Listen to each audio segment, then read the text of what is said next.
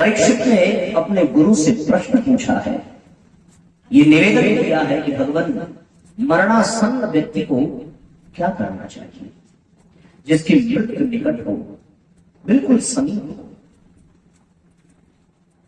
अब उसके और मृत्यु में कोई विशेष फासला नहीं रह गया, क्या करना चाहिए? मुस्कुराए सुखदेव, कहने लगे प्रश्न बड़ा अच्छा है, ये प्रश्न कई लोगों का कल्याण करेगा।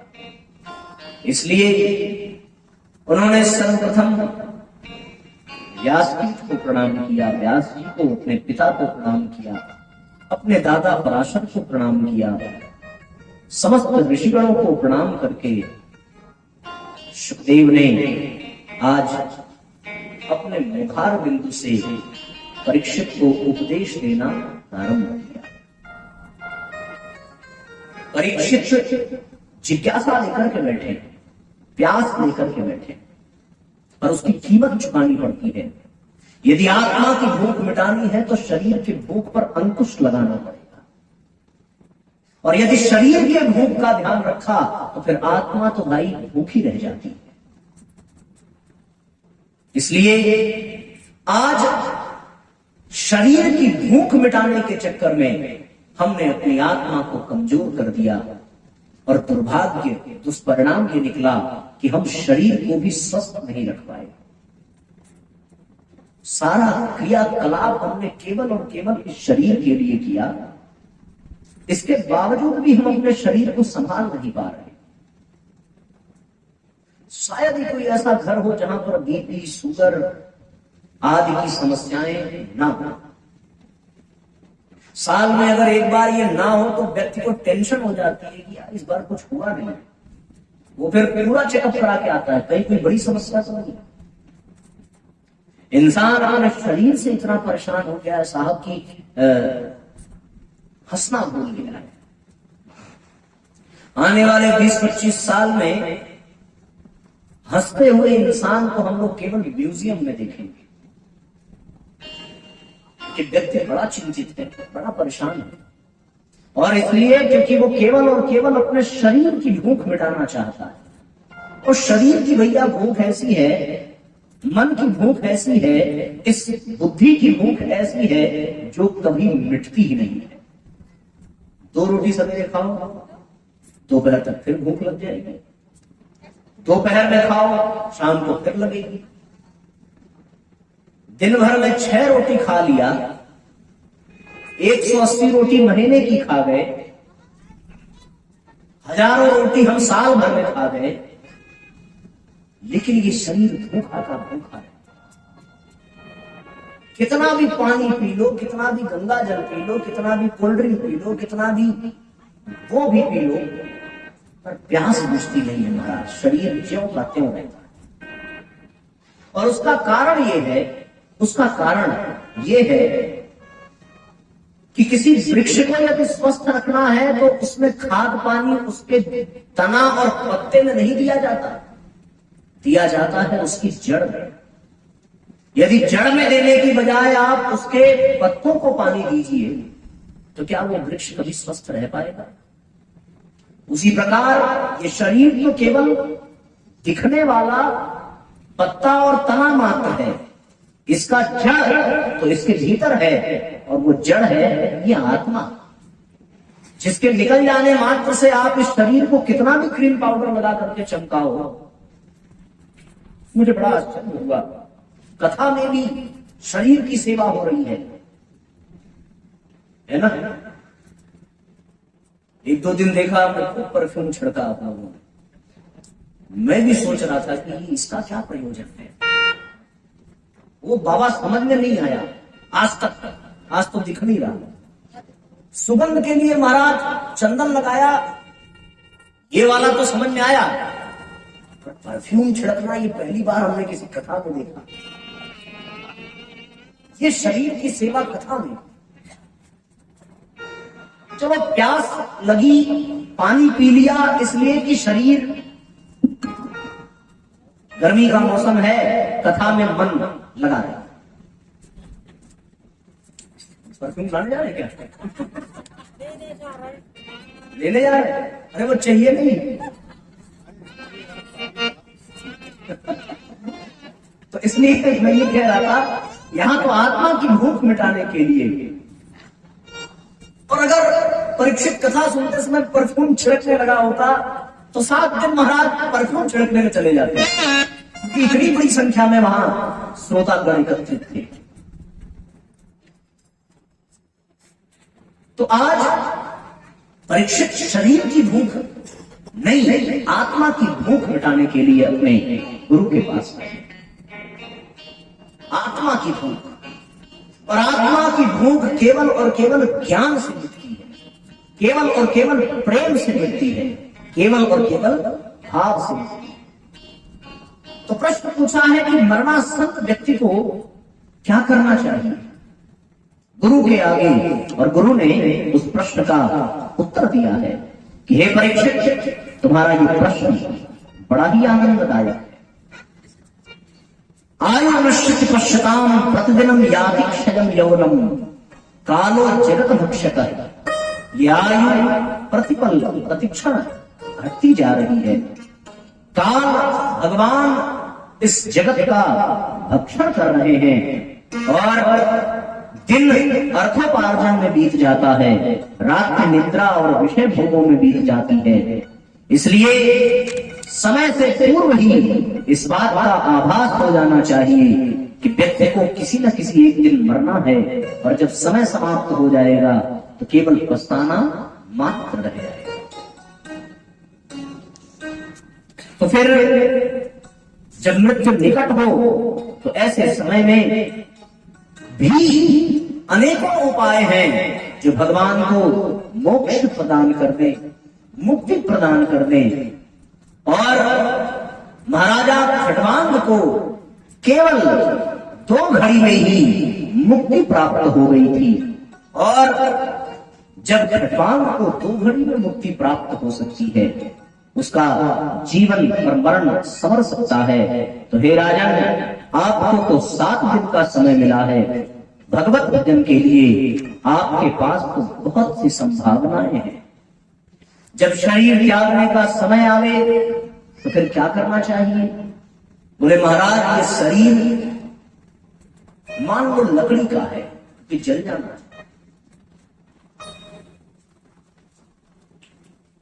लकड़ी 2 जगह जलती है, एक तो चूल्हे में भी जलती है और एक हवन कुंड में भी जलती है। ये शरीर रूपी लकड़ी, इसके जलने का समय आ गया। तो जब जलने का समय आ गया तो अब यह हमें चयन करना है कि इसे वासना रूपी चूल्हे में जला करके इसका समापन किया जाए, या फिर उपासना रूपी कुंड में जला करके, यज्ञ में जला करके इसका उद्धार किया जाए।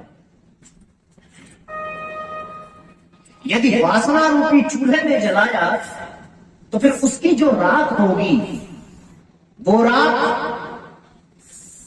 प्रारब्ध रूपी बर्तन के मांजने में ही काम आएगी।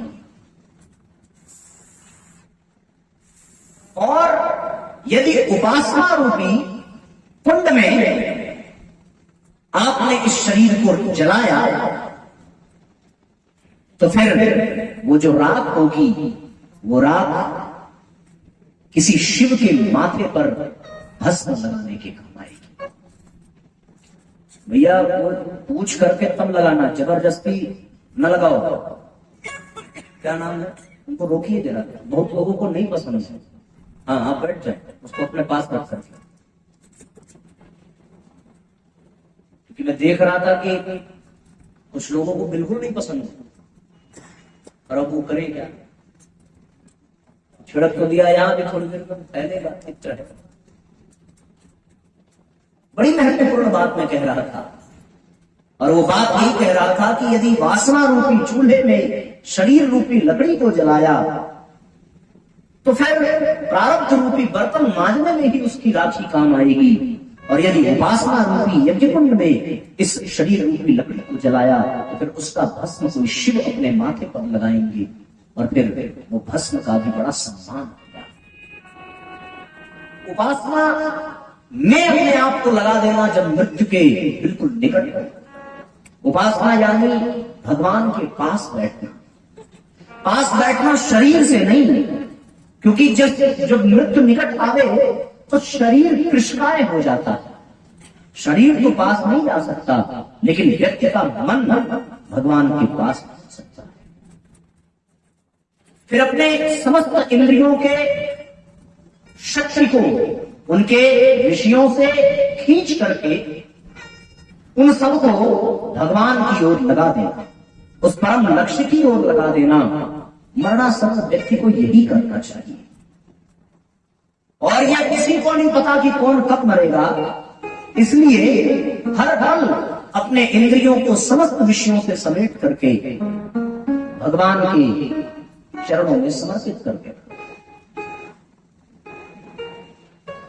मन भगवान को देने का अर्थ है स्वयं बिना मन के हो जाना, और स्वयं बिना मन के होना यही तो नमन है ना। मन बिना मन के हो जाना ये नमन है। और फिर भगवान उसी नमन किए गए मन को सुंदर बना करके सुमन में बदल देता है। तो नमन किया गया मन सुमन अर्थात सुंदर मन बन जाता है। और सुंदर मन जो इंद्रियों के भोगों की ओर नहीं भागता, वो फिर भगवान के चरणों में ही लगा रहता है। ये कब संभव है? जब व्यक्ति अपने मन को उपासना में लगा दे, वासना से हटा करके। कान का विषय है श्रवण करना, आंख का विषय है देखना, जिह्वा का विषय है स्वाद और वाक्पटुता। इन सभी विषयों से समेट करके उसको हरि की ओर लगा। और फिर भागवत में बड़ा प्रिय श्लोक आया, जिन हरि कथा तुमी नहीं काना, श्रवण रंध्र वही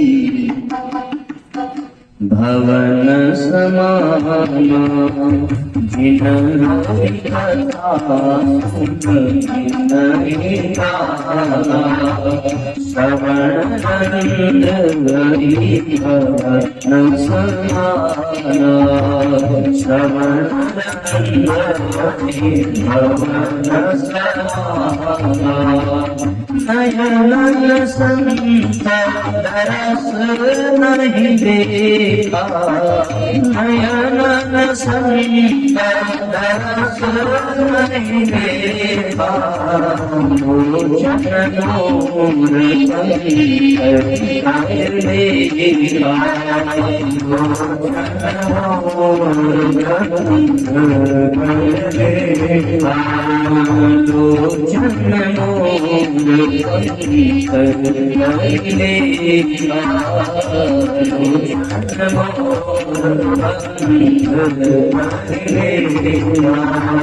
गोस्वामी तुलसीदास जी की ये चौपाई भागवत के इसी श्लोक से निकल करके बनी है, उसी से प्रेरित होकर के।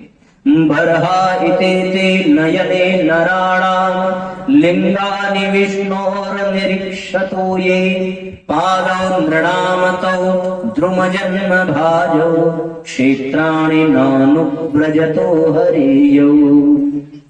हे परीक्षित, वो कान जो भगवान के भजन सुनने के काम ना आवे, वो सर्प के बिल के समान है।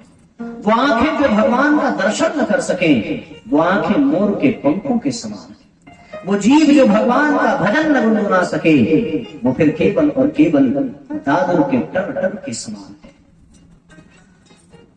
इसलिए अपने मन के समस्त विषयों को समेट करके भगवान की उपासना में अंत समय में लगा देना चाहिए। मरणासन्न व्यक्ति को यही करना चाहिए। जैसी चादर हमें भगवान से प्राप्त हुई है, उसी चादर को हम भगवान के चरणों में ज्यों की त्यों समर्पित करें, वैसे ही निर्मल बना करके कबीरदास जी ने कहा है कि कब मिली हो कब भेटी हो पूर्ण परमानंद। लेकिन ये कब संभव है, ये मृत्यु मिलन कब बनेगा, जब चदरिया जीनी रे जीनी राम नाम रस पीनी, चदरिया जीनी रे जीनी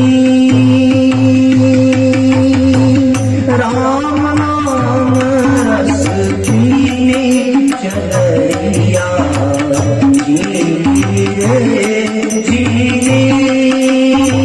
ध्रुव प्रहलाद सुदामा में ओढ़ी, शुक्र देवन निर्मल कीनी, ओ शुक्र देवन निर्मल कीनी। दास कबीर जतन के ओढ़ी, दास कबीर जतन के ओढ़ी, ज्योति चानर दीनी, चदरिया जीनी रे जीनी। चरणों में समर्पित कर देना, यही तो मरणासन्न व्यक्ति को करना चाहिए। तो ये जो इंद्रियां मिली हैं, ये भगवान ने किसी शत्रु के रूप में हमें नहीं प्रदान की, बल्कि इसलिए प्रदान की कि हम इन इंद्रियों से सुख की अनुभूति कर सकें। पर हमने इन इंद्रियों का दुरुपयोग करके अपने जीवन को बेकार